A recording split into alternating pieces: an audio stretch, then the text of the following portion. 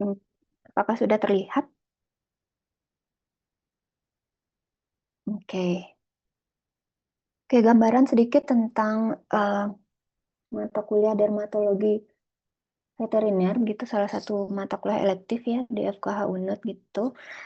Jadi mungkin saya sudah sampaikan sebelumnya di mata kuliah Diaklin, Interna 1, Interna 2 begitu. Jadi ada mata kuliah ini yang pengampunya juga dengan rata-rata pengampunya adalah orang-orang yang sama gitu ya. Jadi di mata kuliah inilah akan dibahas lebih detail seputar dermatologi veteriner gitu. Walaupun mungkin dermatologi veterinernya di sini lebih fokus ke mamalia ya, terutama ke anjing, kucing seperti itu. Eh, kita tidak membahas spesifiknya ke eksotik, tidak membahas ke unggas gitu ya. Jadi karena targetnya adalah menjadi seorang praktisi klinikus gitu. Jadi yang notabene fokusnya lebih ke small animal gitu. Jadi materi ini atau mata kuliah kali ini lebih ke dermatologi veteriner yang ke small animal gitu ya. Jadi kalau untuk belajar yang eksotik atau yang unggas itu mungkin perlu membaca materi yang lain lagi gitu ya. Karena saya pun lebih fokus ke small animal gitu ya. Oke, kita mulai saja ya. Oke, jadi dermatologi veteriner itu tentunya ilmu yang mempelajari tentang kulit, kemudian rambut. Saya garis bawahi di sini rambut ya, bukan bulu ya, karena di anjing, kucing, di mamalia itu berambut, bukan berbulu. Jadi kalau secara medis ya memang berambut gitu. Kalau berbulu itu diunggas gitu ya. Kemudian kuku. Jadi kesamaannya ketiganya ini adalah sama-sama memiliki keratin, itu yang perlu diingat ya. Mungkin kalau di hewan besar tambah satu lagi eh, tanduk ya.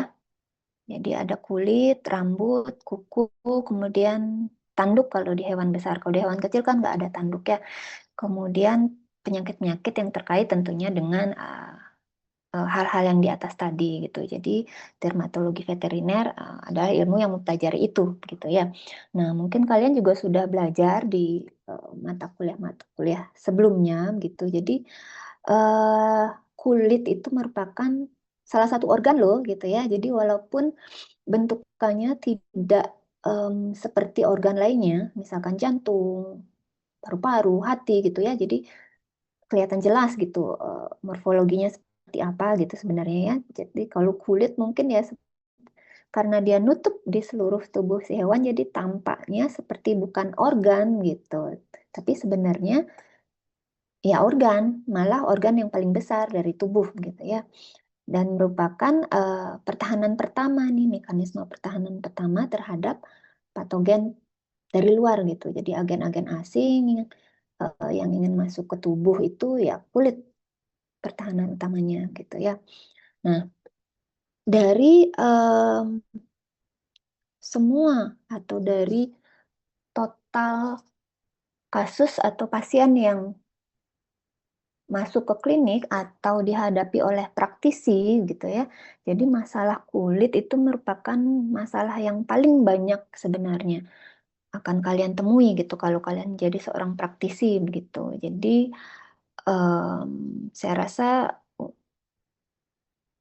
kalian bagus untuk belajar dermatologi veteriner yang lebih dalam lagi gitu. Karena ya seperti yang tadi saya sampaikan itu ya, jadi jumlah mayoritas kasus yang dihadapi oleh seorang praktisi itu mayoritas adalah sakit atau masalah kulit gitu. Dan ini pun em, seringkali tidak bisa selesai hanya dalam satu kali kunjungan gitu. Jadi eh, bisa beberapa kali kunjungan gitu. Apalagi kalau si ownernya itu tidak mengikuti advice kalian gitu. Jadi penyakitnya menjadi reinfeksi begitu lagi karena memang ownernya itu tidak semua owner loh ya bisa atau mau mengikuti apa yang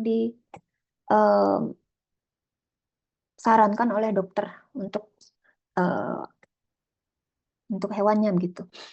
Jadi tugas kalian lah yang memberikan edukasi gitu. Nah, di sini juga letak pentingnya kalian belajar dermatologi veteriner gitu, sehingga basic yang kalian punya itu cukup untuk memberikan advice atau edukasi klien gitu, sehingga owner atau kliennya itu mau balik lagi ke kalian gitu.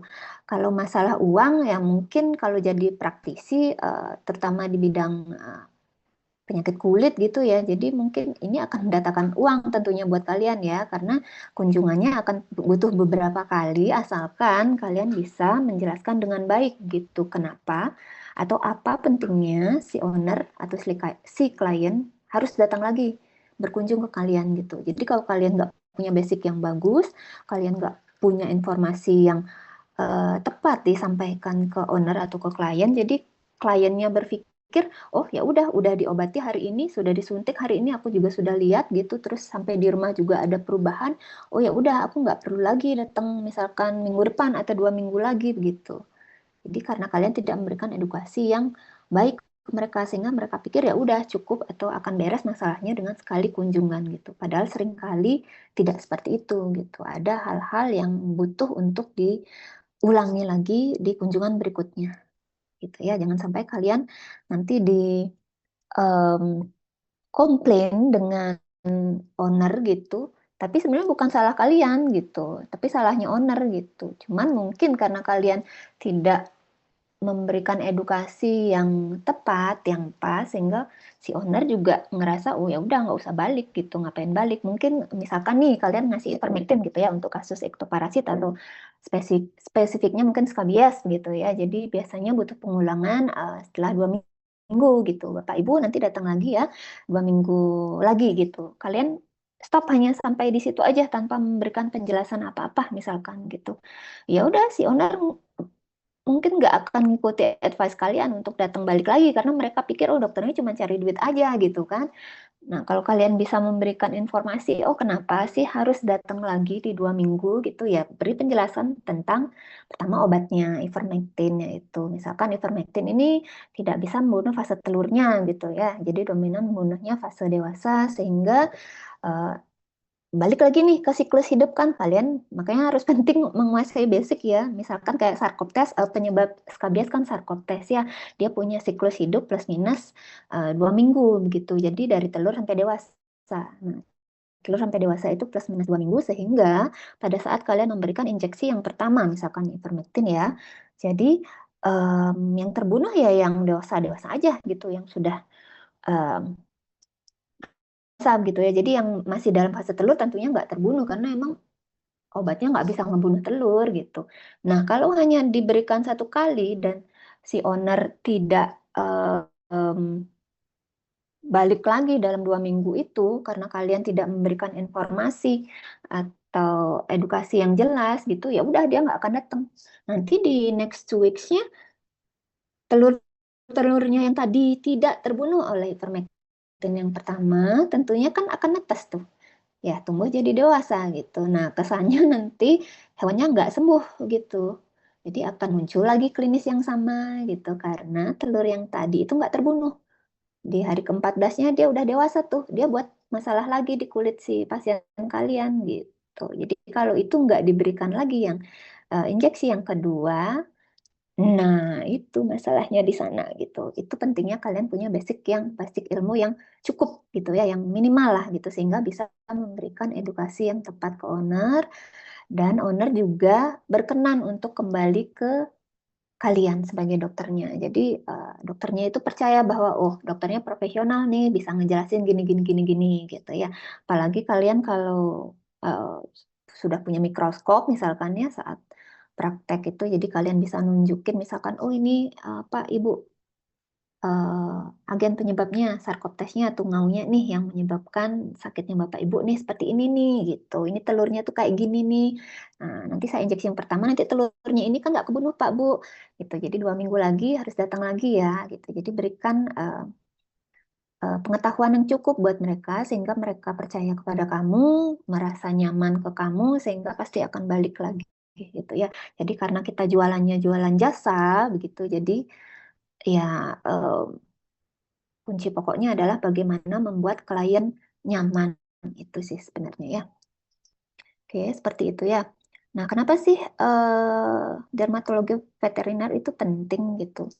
Nah, kalian juga sudah belajar di mata kuliah sebelumnya gitu, saya juga sempat sampaikan. Jadi sistem organ kulit itu terintegrasi dengan sistem organ lainnya gitu ya, sistem dalam tubuh lainnya gitu, sehingga seringkali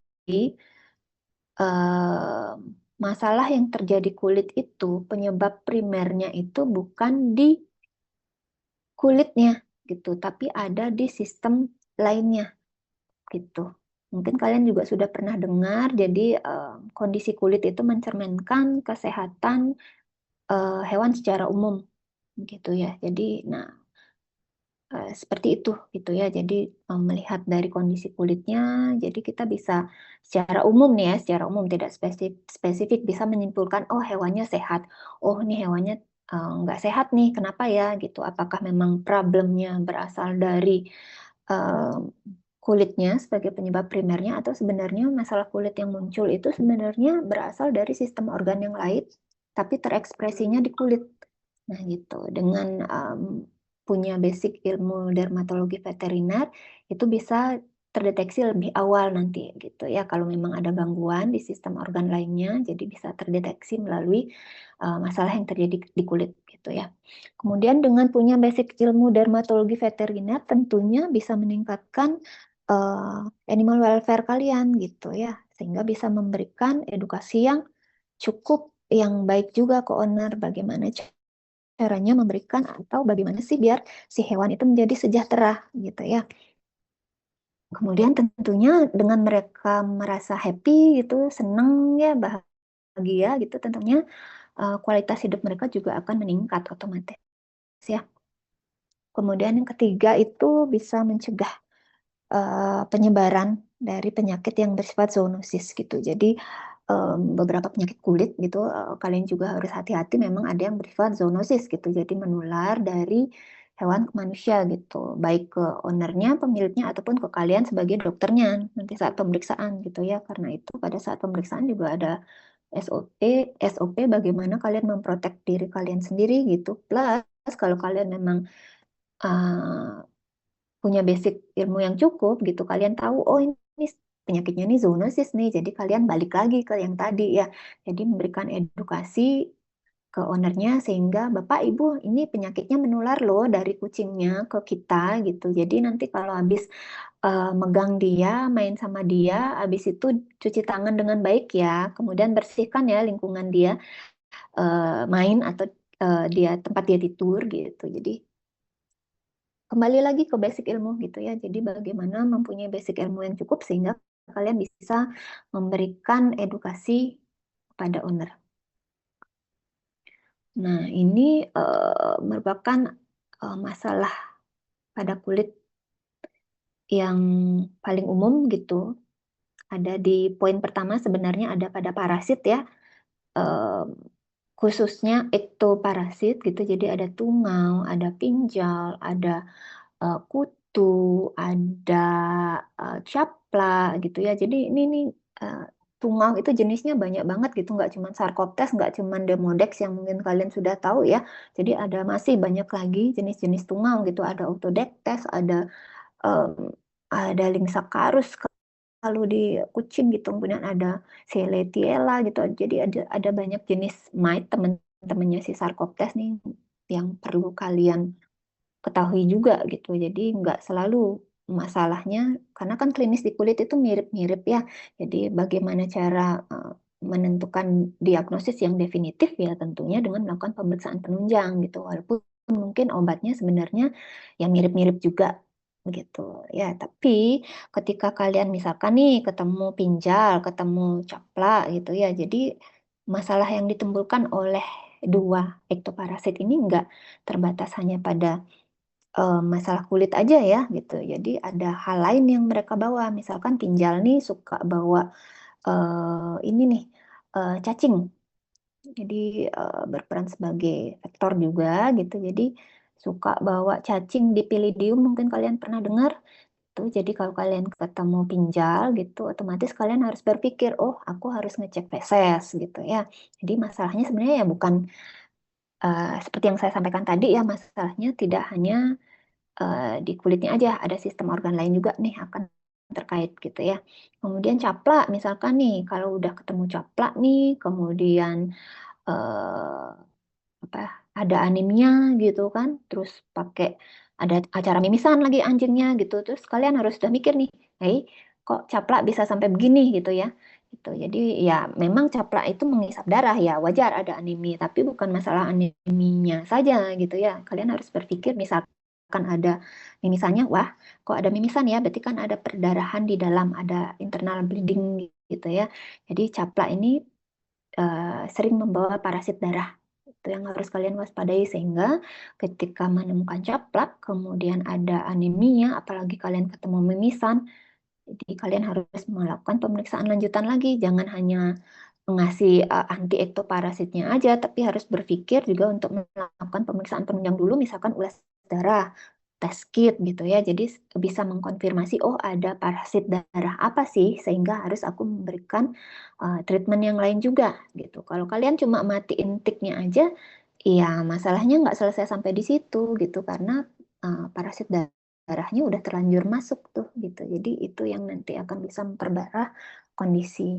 Itu kemudian di urutan kedua ada penyakit bakteri dah dan jamur ya. Jadi bakteri ini memang seringnya suka ikut-ikutan gitu. Walaupun cuma ada sarkoptes gitu, ada capla, ada pinjal gitu ya. Bakteri ini pasti ikut-ikutan gitu, ingin memperparah kondisi. Nah, itu yang disebut dengan infeksi sekunder gitu ya. Tapi bisa juga kok si bakteri ini berperan jadi infeksi yang primer gitu. Bagaimana kondisinya ya nanti kalian akan belajar itu gitu. Bagaimana menentukan oh dia sifatnya primer, oh dia sifatnya sekunder gitu. Jadi ada klinis yang akan terlihat di situ gitu ya. Hubungannya seperti itu gitu ya. Kemudian penyakit alergi, alergi ini juga cukup banyak ya. Jadi ada alergi terhadap pakan, alergi terhadap lingkungan, atau kita sebut dengan atopik dermatitis gitu pada umumnya. Dan atopik dermatitis ini tidak mudah hanya melihat dari segi klinis gitu. Kalau food allergy mungkin ada, kalau ada test kit akan lebih mudah sebenarnya ya. Tapi kalau tidak ada test kit, itu agak sulit kita menentukan sebenarnya yang mana food allergy, yang mana atopic dermatitis sih begitu.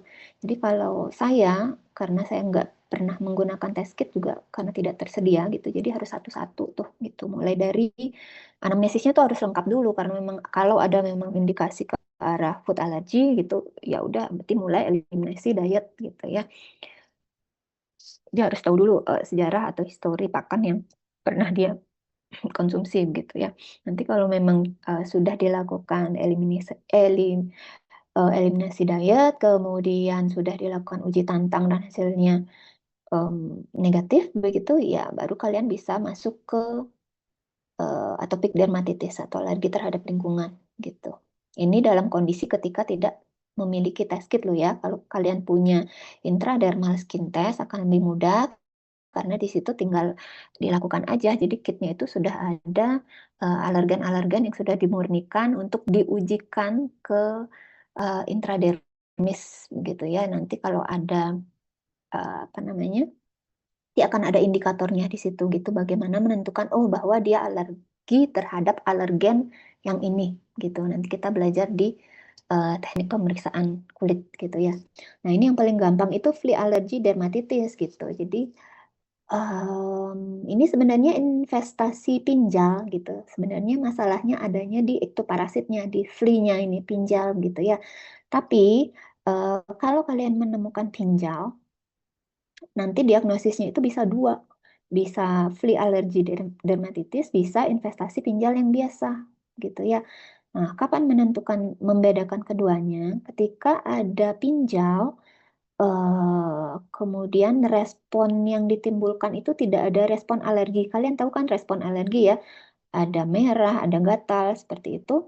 Nah, kalau tidak ada muncul respon seperti itu, cuman bekas-bekas gigitan aja, ya udah berarti investasi pinjal biasa gitu. Jangan lupa nanti ini ya, eh, kemungkinan adanya investasi cacing di Palladium yang dibawa sama Fli ini, itu tolong diingat.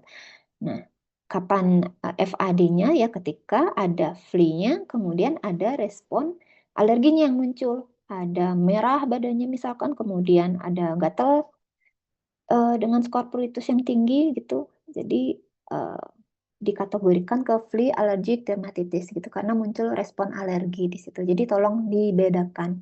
Untuk jumlah flea-nya itu tidak mempengaruhi ya. Kalaupun ada cuman satu, dua, tiga flea yang kalian temukan, tapi kalau memang si tubuh hewan itu merespon dengan hebat sehingga menimbulkan alergi, ya diagnosisnya adalah FAD gitu. Tapi kalaupun ada puluhan flea yang kalian temukan, tapi respon si anjing ya biasa-biasa aja, paling cuman ya bekas-bekas gigitan gitu, tapi tidak menimbulkan respon alergi, ya berarti diagnosisnya adalah investasi pinjal biasa gitu. Tolong dibedakan ini jenis alergi yang paling mudah untuk diidentifikasi kalau dibandingkan dengan food allergy dan atopic dermatitis gitu ya.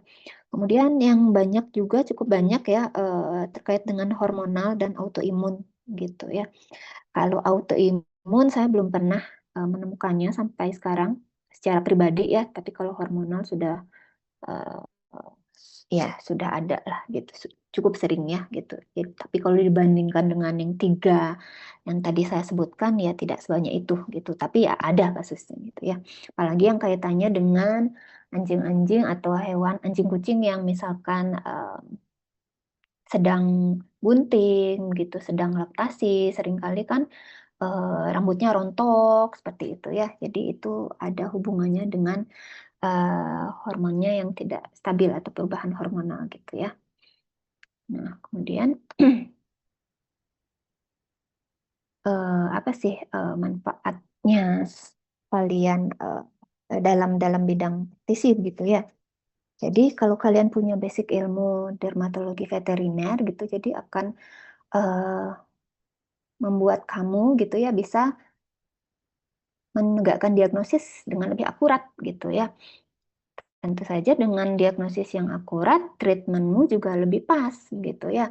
Misalkan kayak tadi tuh saya kasih contoh tentang flea dan eh, pinjal itu dengan caplak gitu ya. Kamu misalkan tidak punya basic ilmu yang cukup sehingga pada saat ada kasus dua ini, ya udah kamu cuma ngasih anti ektoparasitnya aja gitu. Kamu nggak berpikir tentang kemungkinan adanya cacing di Palladium yang ada di sistem cernanya si hewan ataupun adanya kemungkinan parasit darah di sistem sirkulasi si hewan gitu sehingga kamu kalau ngasihnya cuman anti ektoparasit aja gitu tanpa berusaha untuk mengetahui kemungkinan terinfeksi di sistem lainnya, ya udah nggak beres nanti masalahnya gitu kan, jadinya tidak akurat, tanda kutip tidak akurat diagnosismu karena kurang diagnosisnya.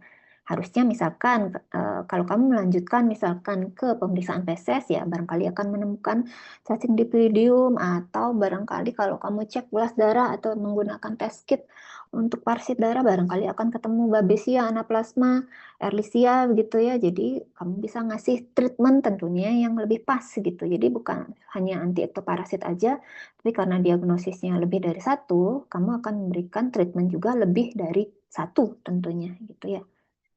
Jangan lupa juga nanti ada suportif tentunya ya. Misalkan dia ada anemi tadi karena ada internal bleeding ya, otomatis kamu harus memberikan suportif terapi yang mengandung tentunya nutrisi-nutrisi yang bisa menginduksi produksi sel darah merah gitu ya. Misalkan ada Fe, B12 gitu ya. Kemudian seringkali juga kalau pada kasus parasit darah itu ada kasus trombositopenia gitu. Jadi trombositnya menurun gitu. Jadi kamu harus ngasih asam folat gitu ya. Jadi itu pentingnya ya. Kemudian kamu bisa memberikan pengetahuan tentang pencegahannya gitu terkait dengan nutrisi, kemudian bagaimana kontrol parasitnya, terkait dengan vaksinasi gitu ya. Jadi ini harus punya eh, harus tahu dulu kamunya sebelum kamu bisa ngasih tahu ke owner atau ke klien gitu ya. Kemudian bisa mengurangi kejadian eh, kondisi yang kronis itu akibat berulang infeksinya gitu. Jadi harusnya yang sudah beres karena kamu tahu ini sebenarnya kenapa gitu, ya akan beres gitu. Tapi kalau kamu nggak tahu sebenarnya apa yang terjadi karena punya basic ilmu yang kurang cukup, jadi kesannya nggak sembuh-sembuh tuh penyakitnya gitu, sehingga menjadi berlangsung lama, sehingga dikatakan jadi kronis gitu. Padahal sebenarnya sih nggak harus menjadi kronis gitu kalau kamu eh, tahu dengan baik atau memiliki pengetahuan cukup tentang masalah itu gitu ya. Nah, bagaimana sih impact-nya atau pengaruhnya pada owner dan masyarakat gitu ya? Nah, tentunya kalau hewan kesayangannya sehat gitu, tentunya si ownernya juga pasti akan happy gitu kan ya. Kalau hewannya sakit ya tentunya ownernya juga akan sedih gitu ya. Nah, itu yang pertama. Kemudian bisa mengurangi biaya dari treatment yang butuh waktu panjang gitu. Jadi sebenarnya kalau kamu punya ya balik lagi ke basic ilmu yang cukup, kamu tahu semuanya sehingga nggak perlu ngulang lagi gitu ya. Karena nggak tahu sebenarnya apa sih ini gitu. Tapi kalau kamu punya pengetahuan yang cukup, iya kamu tahu semuanya, rule-nya bagaimana ya, jadinya nggak akan jadi kronis atau nggak akan bisa nggak berulang lagi kejadian yang sama gitu, sehingga biaya untuk mengatasi atau menangani penyakit yang sama itu bisa ditekan gitu. Kemudian yang terakhir melindungi manusia ya, kesehatan manusia dengan tentunya untuk kontrol zoonosisnya gitu ya. Jadi kamu ya balik lagi seperti tadi. Jadi kalau kamu tahu bahwa penyakit ini zoonosis ya bisa memberikan edukasi yang baik kepada owner gitu sehingga beliau-beliaunya itu tidak tertular gitu kan. Menjadi tidak asik ya, hewannya sakit si ownernya ikut. Nah, karena kamunya juga nggak ngasih tahu gitu kan. Tapi kalau kamunya ngasih tahu, mereka sudah bisa prepare atau siap-siap gitu ya. Jadi habis pegang kucingnya mereka cuci tangan atau bersih-bersih gitu sehingga tidak akan tertular dari hewannya gitu ya. Nah, em, untuk karirnya atau ah, pekerjaan yang bisa kalian dapatkan atau tekuni gitu ya apabila memiliki basic ilmu ini, ya tentunya seperti yang tadi saya sampaikan gitu dalam bidang praktisi gitu. Jadi mostly atau kebanyakan pasien yang datang itu biasanya adalah problemnya di kulit gitu. Jadi ketika kalian punya basic ilmu yang bagus, jadi tentunya akan bisa memberikan manfaat atau memberikan diagnosis, kemudian treatment yang tepat, dan edukasi juga ke klien yang benar gitu. Jadi eh, eh, sangat baik saya rasa untuk kalian gitu. Kemudian kemungkinan bekerja di klinik ya atau praktek sendiri pun ya silakan gitu tentunya karena punya basic ilmu yang cukup terkait dengan masalah kulit ini jadi kalian pede gitu loh ya. Kemudian jadi seorang akademisi barangkali seperti saya tuh. Kemudian menjadi seorang peneliti jadi banyak sekali riset-riset terkait dengan masalah kulit yang bisa kalian dalami gitu terkait dengan masalah kulit ya apalagi sekarang itu yang lagi tren di dunia itu resistensi Staphylococcus pseudointermedius itu gitu. Jadi sangat banyak hal yang bisa kalian gali dari masalah resistensi antibiotik terkait dengan bakteri ini. Jadi bakteri ini merupakan bakteri yang originnya atau host alamiahnya adalah di anjing kucing gitu. Namanya Staphylococcus pseudointermedius gitu ya. Karena begitu terinfeksi bakteri ini, jadi secara umum, secara global, riset-riset yang global gitu ya, termasuk hasil riset saya juga, begitu terdeteksi atau teridentifikasi bahwa anjing kucingnya terinfeksi methicillin resistant Staphylococcus pseudointermedius ini, dia tidak hanya resisten terhadap antibiotik beta laktam saja yang menjadi sebenarnya methicillin resisten itu artinya resisten terhadap antibiotik beta laktam ya. Tapi faktanya tidak seperti itu gitu, karena faktanya adalah dia bisa resisten terhadap berbagai golongan atau jenis antibiotik, sehingga treatmentnya pun atau pilihan obatnya pun menjadi sangat terbatas begitu.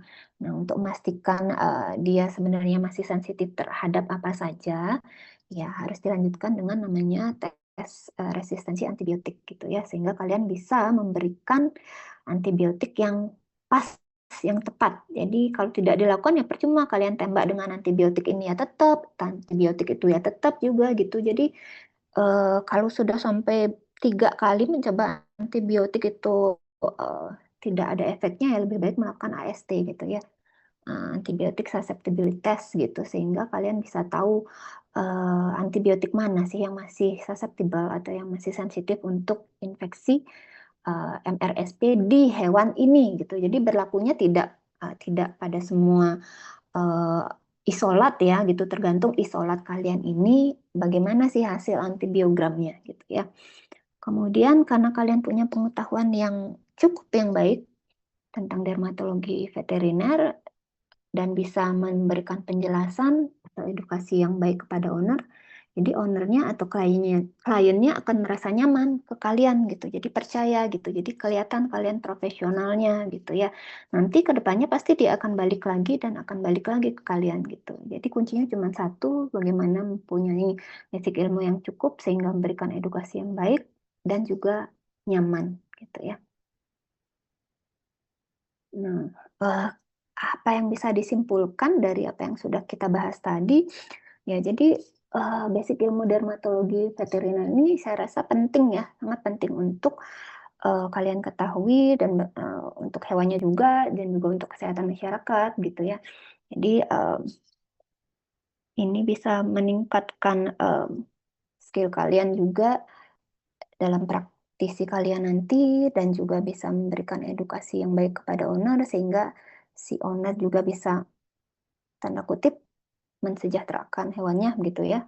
Harus animal welfare gitu barangkali, karena selama ini kurang animal welfare, jadi kalau kalian kasih informasi yang lebih ya barangkali bisa ditingkatkan dengan itu gitu ya. Nah, yang terakhir itu cuman ini aja sih, healthy skin, healthy animals, healthy community gitu ya. Udah paham artinya kan ya? Oke, mungkin itu aja sih kuliah pada pendahuluan pada malam hari ini. Ada yang ingin ditanyakan sebelum Ibu tutup? Jadi sekilas aja gimana pentingnya belajar tentang dermatologi veteriner gitu. Silakan kalau ada yang ingin bertanya.